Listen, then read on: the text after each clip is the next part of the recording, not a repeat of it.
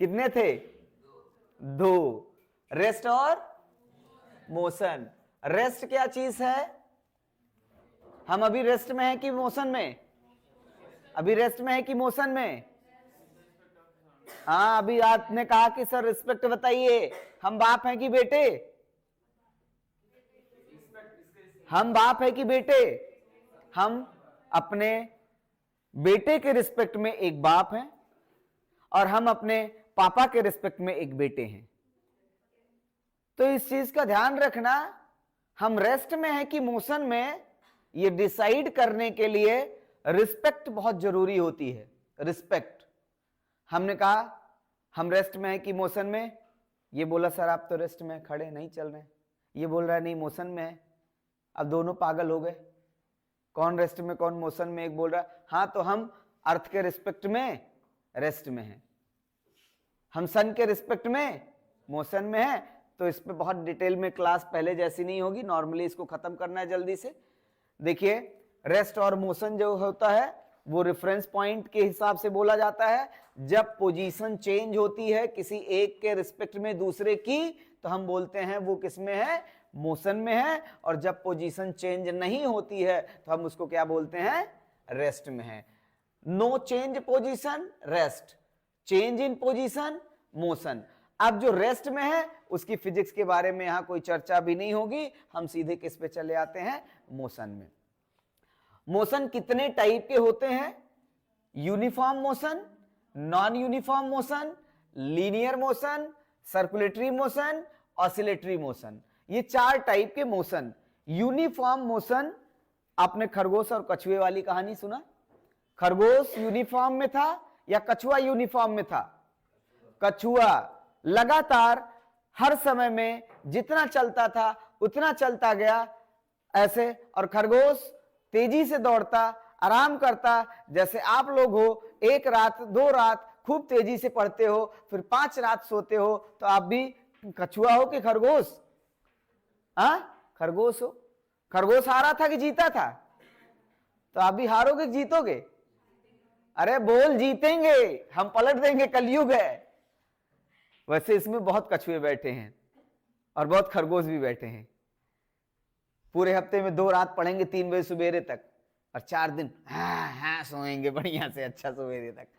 आगे आइए, uniform motion क्या होता है? Equal distance travelled in equal time interval.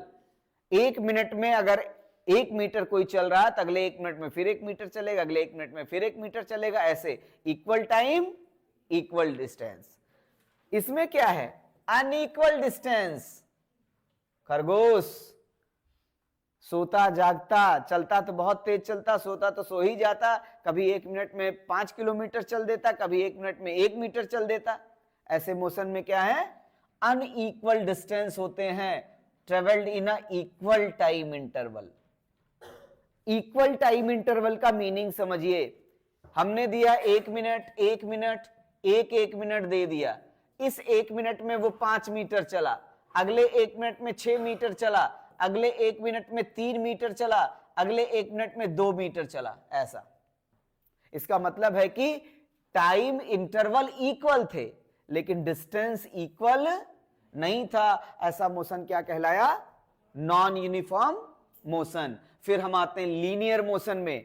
Linear motion, जब हमारा पाथ स्ट्रेट लाइन बनता है, जब हमारा पाथ स्ट्रेट लाइन बनता है तो वो क्या कहलाता है? Linear motion.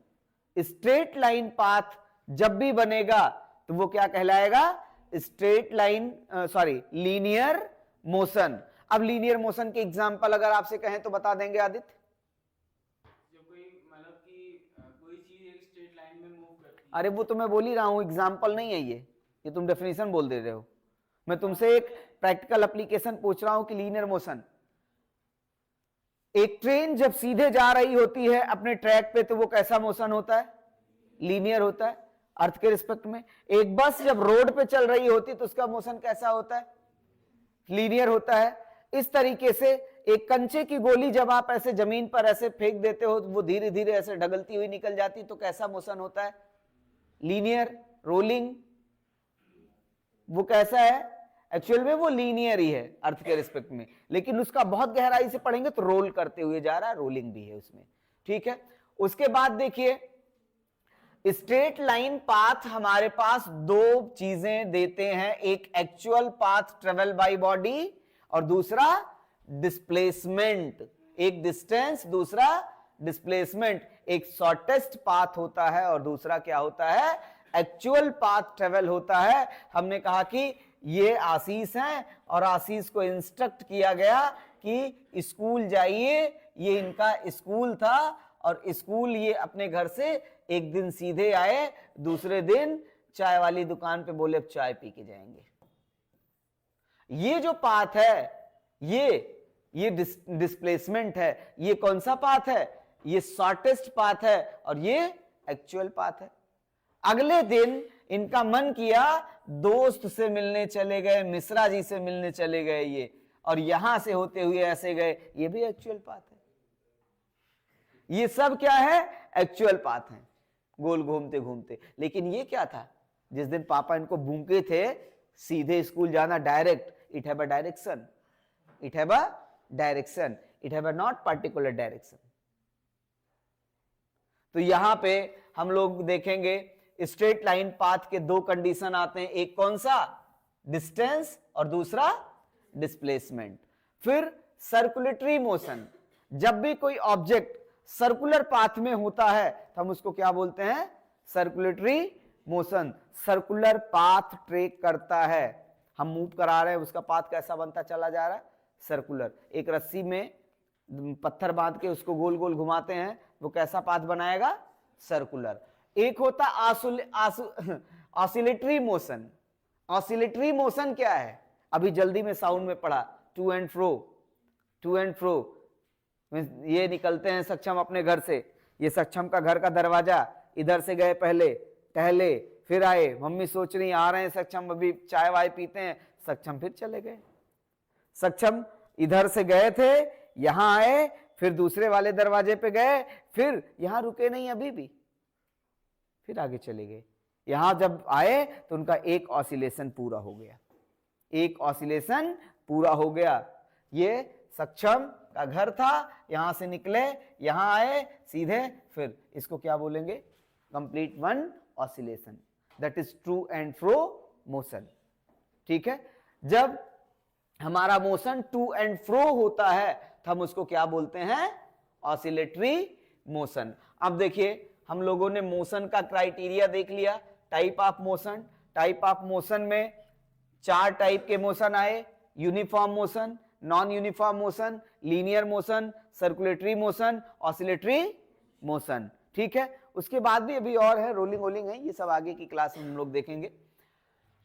अब हमारे पास जब ये यूनिफॉर्म मोशन हो गया तो यहीं पे इसकी कहानी खत्म हो गई, यूनिफॉर्म तक ही इसको पढ़ते हैं। लेकिन नॉन यूनिफॉर्म जब आ जाता है तो इसको और आगे लेकर चलते हैं। नॉन यूनिफॉर्म में हम देखते हैं दो टाइप के मोशन हो जाते हैं।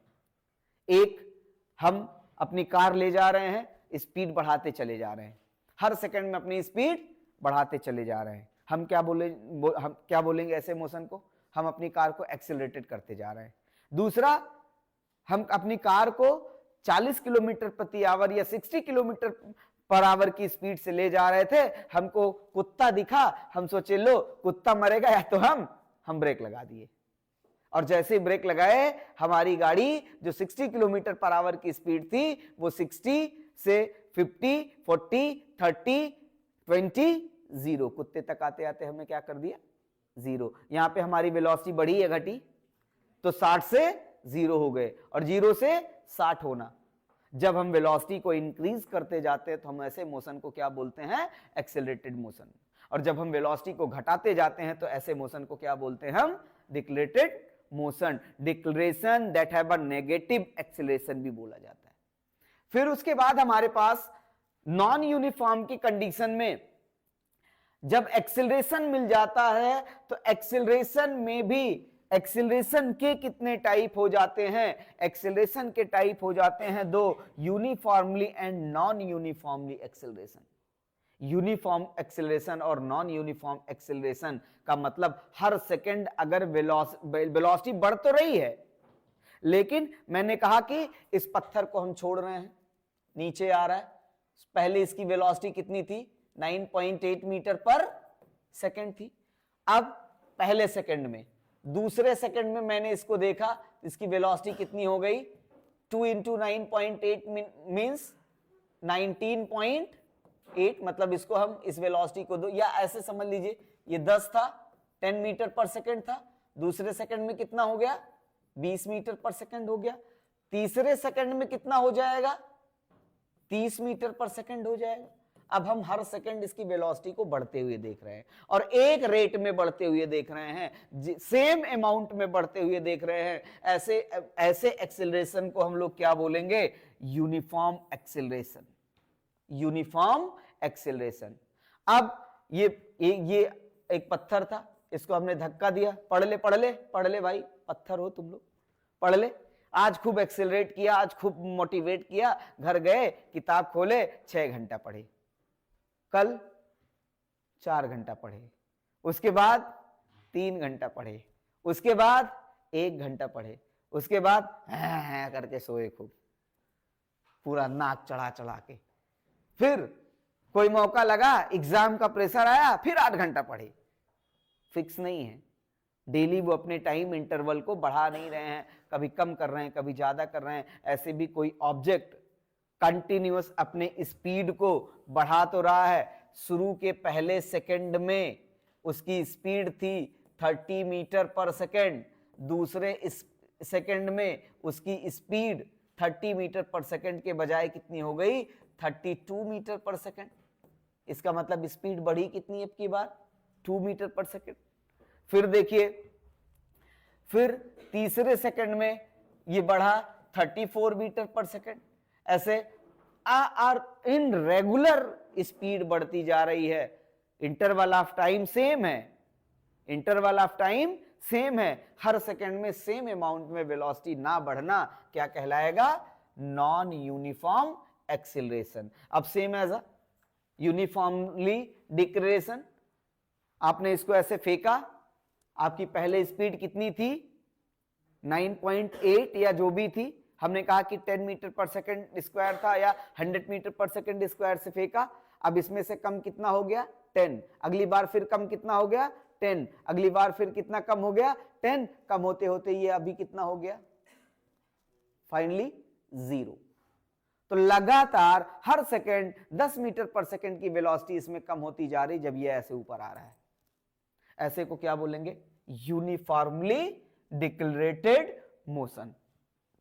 यहां ऐसे गाड़ी ब्रेक लगा रहे हैं, ब्रेक लगा के छोड़ रहे हैं, ब्रेक लगा के छोड़ रहे हैं, कभी 5 मीटर पर सेकंड का डिक्लेरेशन हो जाता है, अगली बार कभी 4 मीटर पर का डिक्लेरेशन हो जाता है मीटर पर सेकंड का, किसी सेकंड में 3 मीटर पर सेकंड का डिक्लेरेशन हो जाता है। तो हमारा जो डिक्लेरेटेड मोशन है, जो रिटार्डेड मोशन है, वो फिक्स नहीं है कितने का है हर सेकंड में, वो कम होता चला जा रहा है अमाउंट में। तो ऐसे मोशन को हम लोग क्या बोलते हैं? Non uniformly decelerated motion. अब हम जब यहां आते हैं, ये नॉन यूनिफॉर्म के 2 कंडीशन हो गए। नॉन यूनिफॉर्म के बाद हम लोगों को आता है लीनियर, और लीनियर के हमारे 2 कंडीशन मिले थे। क्या देता था? डिस्टेंस और डिस्प्लेसमेंट। यहां actual path travel by body, यहां डिस्प्लेसमेंट जो होता था वो shortest path by travel body. अब देखिए इसमें स्पीड, स्पीड क्या चीज होती है?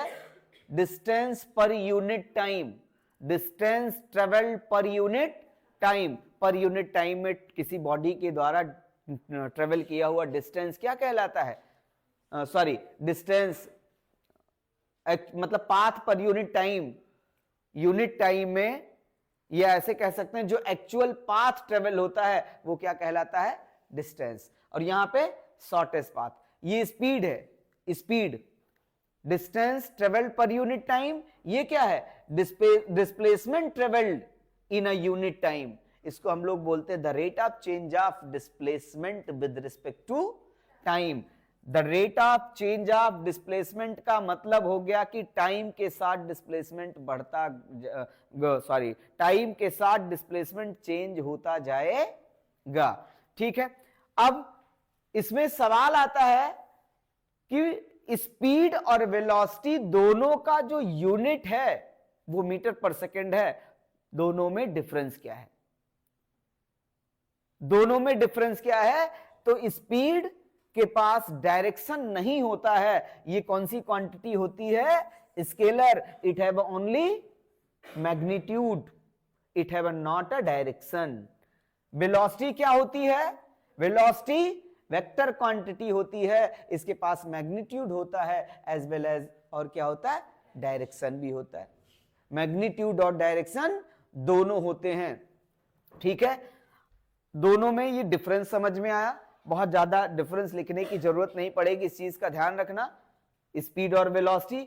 अब हम लोगों का इसमें जो टॉपिक आता है वो आता है इक्वेशन ऑफ मोशन। लेकिन अभी इसमें एक चीज और जान लेते हैं, इसमें जो फिजिकल क्वांटिटीज इंक्लूड हुई हैं उनका यूनिट भी जान लेते हैं।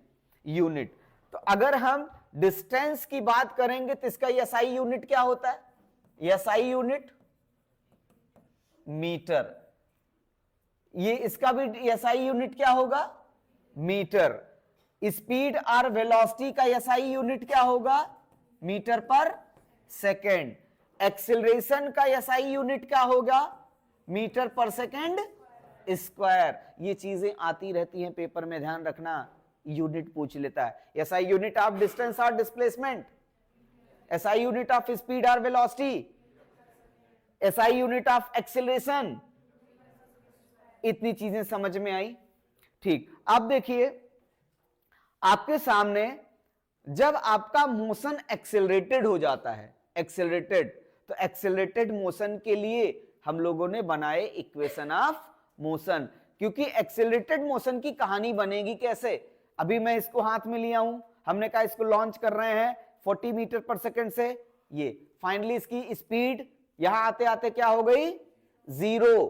तो यहां इसकी स्पीड कितनी थी? 40। यहां कितनी हो गई?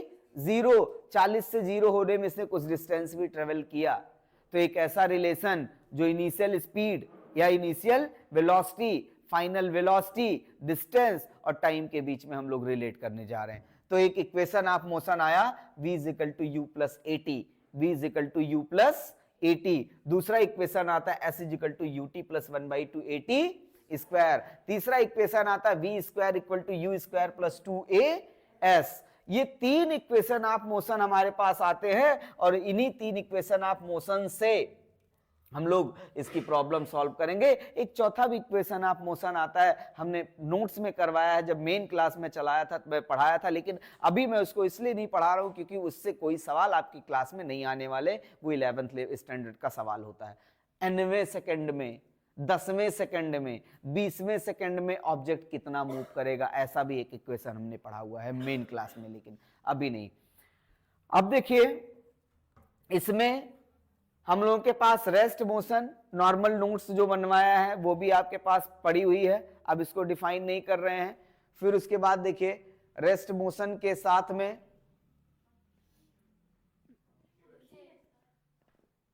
भाई जाओ यार,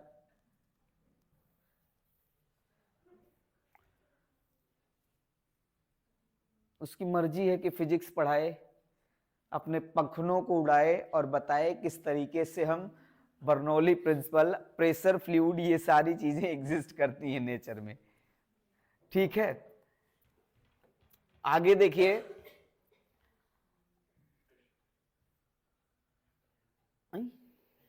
कहां चला गया यार,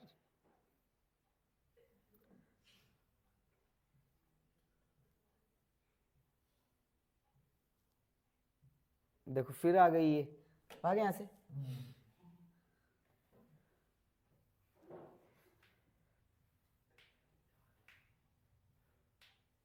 हाँ, ये इसमें देखिए मोशन, ये हम लोगों ने पढ़ा है। सर्कुलेटरी मोशन क्या होता है, लीनियर मोशन क्या होता है, ऑसिलेटरी मोशन और वाइब्रेटरी मोशन क्या होता है, टू एंड फ्रो, ये सारी चीजें। फिजिकल क्वांटिटी हम लोगों ने पढ़ी हुई थी।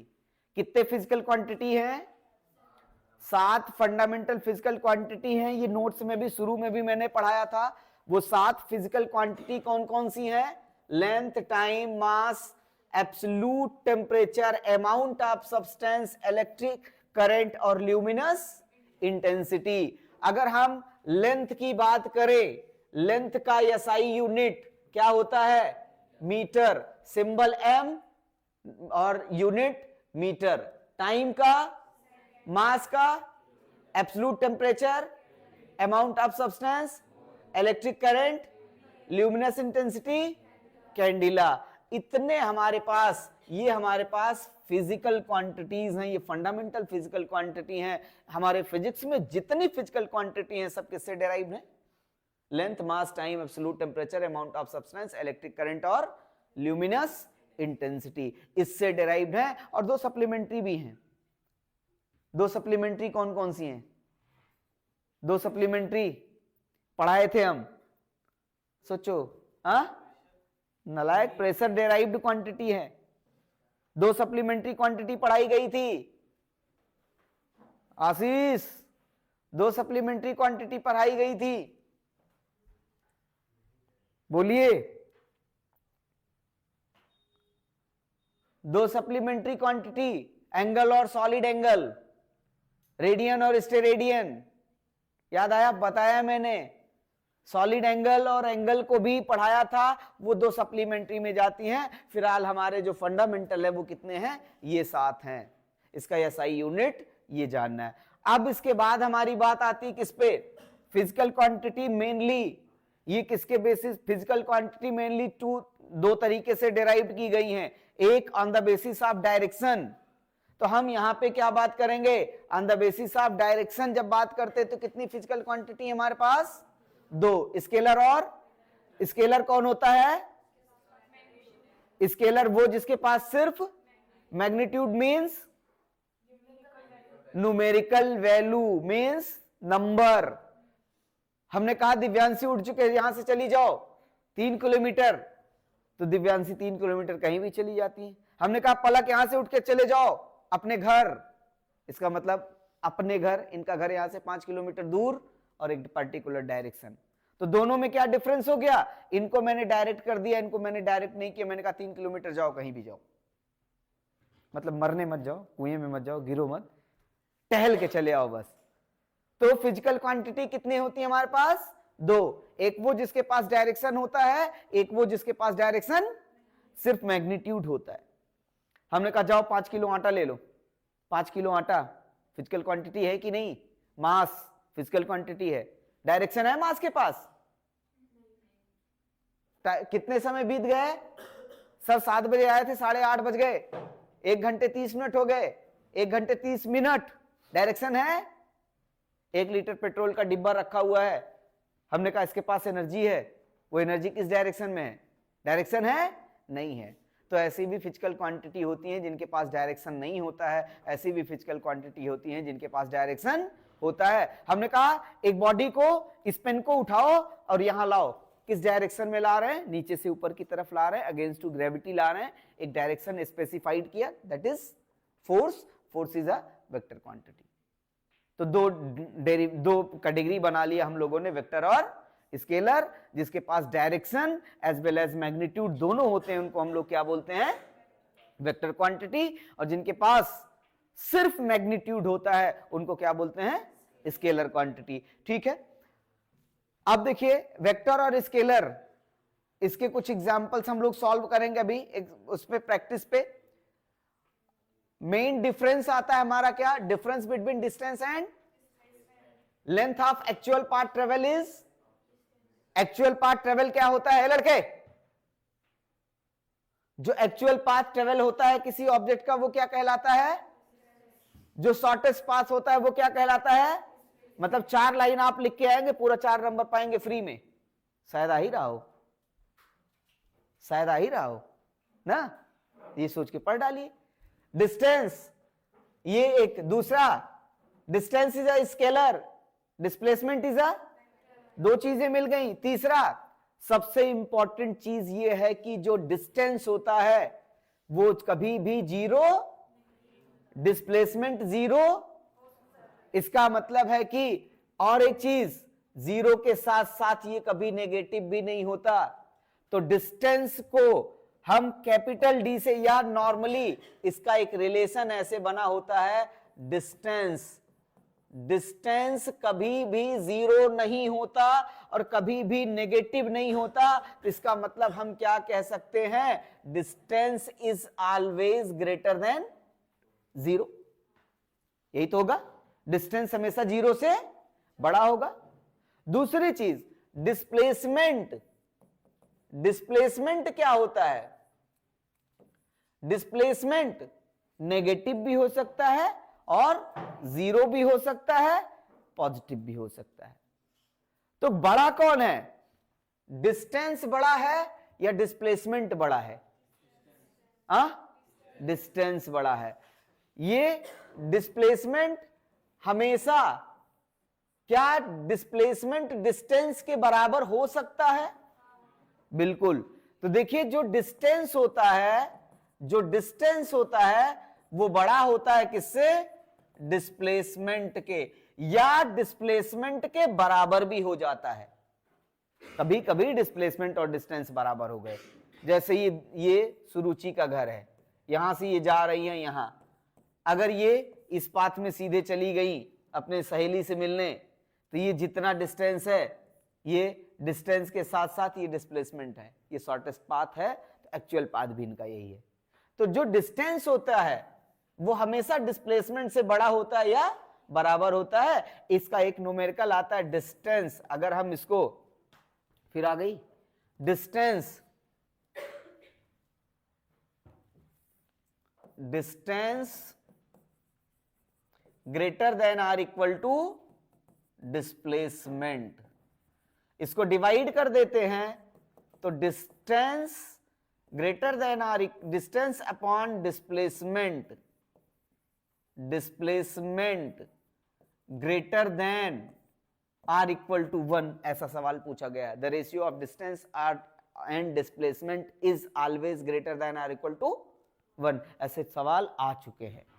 तो ये इतनी चीजें जानना है किसके रेफरेंस में, रिमेन्स पॉजिटिव, ये हमेशा पॉजिटिव होगा, ये जीरो नहीं होगा, ये नेगेटिव नहीं होगा। वहीं पे it can be positive, negative और जीरो, ये पॉजिटिव भी हो सकता है, नेगेटिव भी हो सकता है और जीरो भी हो सकता है।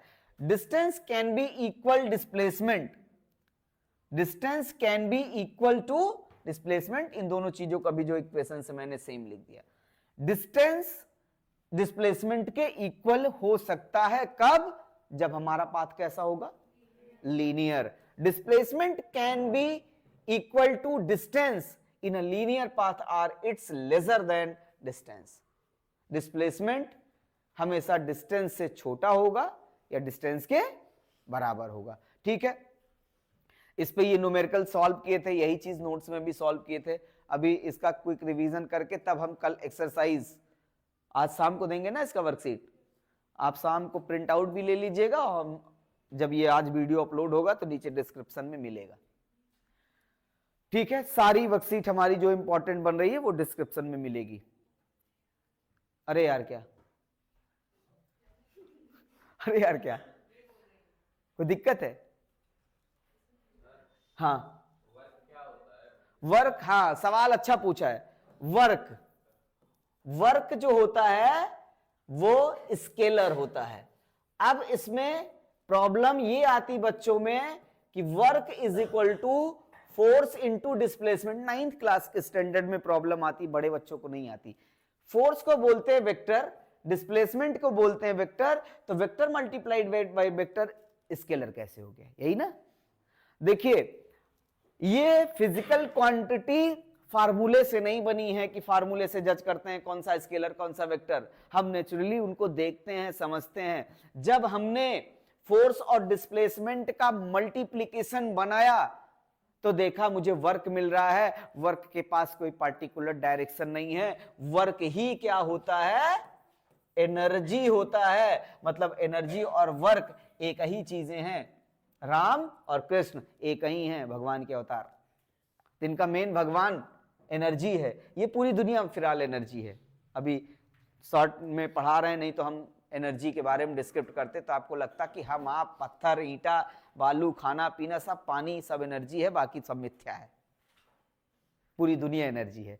तो देखिए वर्क का जो फार्मूला आया force into displacement, force is a vector, displacement is a vector, but work is scalar, इसके पास कोई डायरेक्शन नहीं था। तो क्या सर हमेशा force into distance, force into displacement scalar ही आएगा? नहीं, ऐसी भी क्वांटिटी है जहां फोर्स इंटू डिस्प्लेसमेंट का हमको वेक्टर मिलता है। कहेंगे कहां? जब हम दरवाजा खोलते हैं, जब हम नलके का हैंडल चलाते हैं, जब हम ढक्कन खोलते हैं, किसी का ढक्कन इस तरीके से खोल रहे हैं ऐसे, अब यहां पे जो फोर्स इंटू डिस्प्लेसमेंट होता है वो स्केलर नहीं होता, वो वेक्टर हो जाता है। कैसे? आपने ऐसे पकड़ा, ये वाली उंगली ने इधर फोर्स लगाया, ये वाले अंगूठे ने इधर फोर्स लगाया, इसका मतलब है कि जब ढक्कन खोल रहे हैं अंगूठा इधर फोर्स लगा रहा है और उंगली इधर फोर्स लगा रही है, ये ऐसे रोटेट कर गया। और ये फोर्स इक्वल अमाउंट में होते हैं, ये कम ज्यादा नहीं होते, इनके बीच में ये डिस्टेंस होता है, परपेंडिकुलर डिस्टेंस बोला जाता है, दैट इज डी। अब इस फोर्स और परपेंडिकुलर का डिस्टेंस करेंगे तो पता है हमको एक चीज मिलेगी, that is known as torque, that torque is a vector. इसके पास डायरेक्शन होता है, कैसे? इसको हम खोल रहे हैं ऐसे, देखो ऊपर आता चला गया, है ना डायरेक्शन, इसका डायरेक्शन है, इसको हम ऐसे घुमाते जा रहे हैं, खुश रहो, ये नीचे चला गया, डायरेक्शन है कि नहीं है? तो वही फोर्स इनटू डिस्प्लेसमेंट हमको डायरेक्शन भी दे रहा है, वही फोर्स इनटू डिस्प्लेसमेंट हमको वर्क मींस स्केलर भी दे रहा है। ये चीज क्लियर हुआ कि नहीं?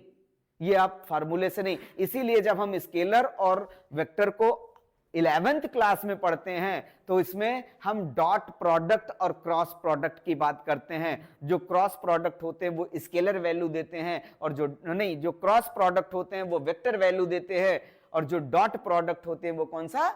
स्केलर वैल्यू देते हैं। तो टॉर्क जो होता है वो आर क्रॉस एफ होता है, आर क्रॉस एफ होता है, और जो वर्क डन होता है वो एफ डॉट डी होता है, दैट इज डॉट प्रोडक्ट। इसकी वैल्यू आगे पढ़ेंगे तो ये होता है F R F sine theta होता है, इसकी वैल्यू होती है एफ डी कॉस थीटा होता है।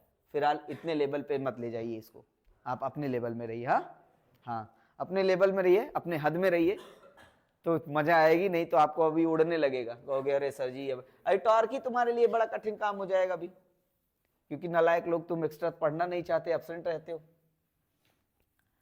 ठीक है, अगला देखिए, डिस्टेंस डिस्प्लेसमेंट का डिफरेंस सबको समझ में आया?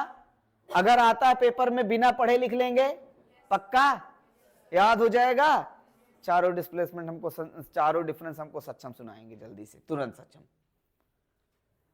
ये देखो 96 आ गया, अब तुम सुनाओ हमको।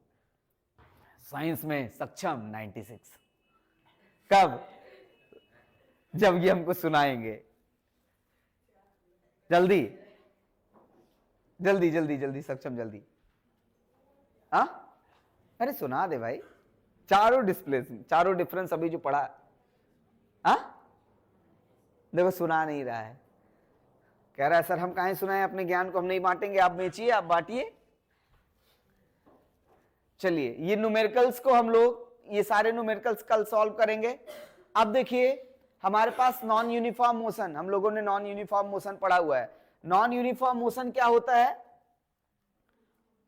Equal time unequal, equal time unequal distance, non uniform motion. तो इसमें नॉन यूनिफॉर्म मोशन देखिए ये है कंटिन्यूअस इंक्रीजिंग स्लोप। स्लोप का मतलब समझ रहे हैं, हमने पढ़ाया हुआ था, डिस्प्लेसमेंट या distance upon time gives the slope. इसका अगर स्लोप निकालना होगा तो एक लाइन ऐसे खींच लेते हैं, ऐसे लाइन खींचेंगे, ऐसे परपेंडिकुलर ड्रा कर देंगे इस तरीके से, तो ये जो लाइन है ये क्या दिखलाती है इसके लिए? स्लोप। स्लोप क्या देगा इसका? स्लोप इसका एक्सेलरेशन देगा, डिस्टेंस अपॉन टाइम का एक्सेलरेशन देगा। ये कौन सा ग्राफ है? एसटी ग्राफ है। एसटी ग्राफ का स्लोप क्या देता है? स्पीड देता है। वीटी ग्राफ का स्लोप क्या देता है? वेलोसिटी देता है।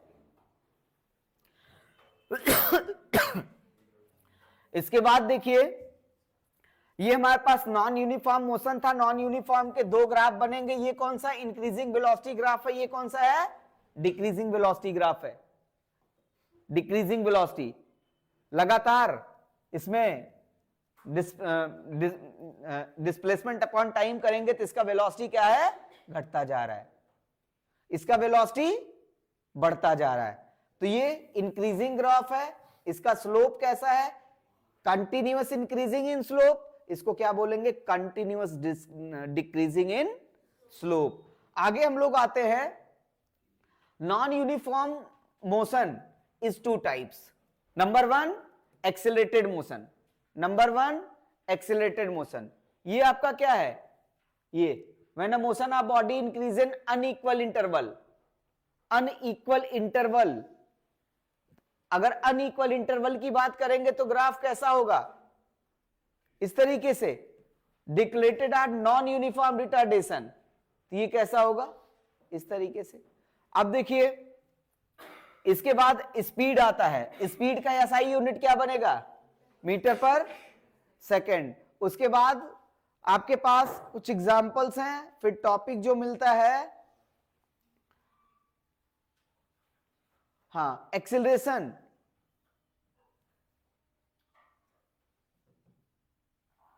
कहां गया एक्सेलरेशन यार,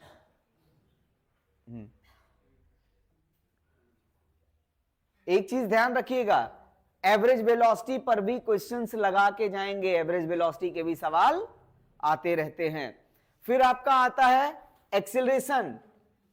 एवरेज वेलोसिटी क्या होता है पता है ना, average velocity ratio of total sum of distance divided by total taken time. Total distance, अरे डिस्टेंस डिस्प्लेसमेंट एक ही चीज बनेगी, total displacement upon total time are known as ratio. ऐसा कह सकते हैं, total displacement upon total time is average velocity. इसके लिए फार्मूले भी बनाए थे, जब टाइम सेम हो जाए, जब वेलोसिटी सेम हो जाए, half of velocity, half of time interval. फिलहाल उस लेवल पे यहां न्यूमेरिकल नहीं आएगा 9th में, जो शुरू में मैंने क्लास पढ़ाई थी, क्योंकि वो 11th लेवल पे मैंने पढ़ाई थी आप लोगों को, ठीक है। अभी एग्जाम का समय है तो जो सिलेबस है उतना ही पढ़ना है, फालतू की चीजें पढ़ेंगे फिर बाद में रोएंगे।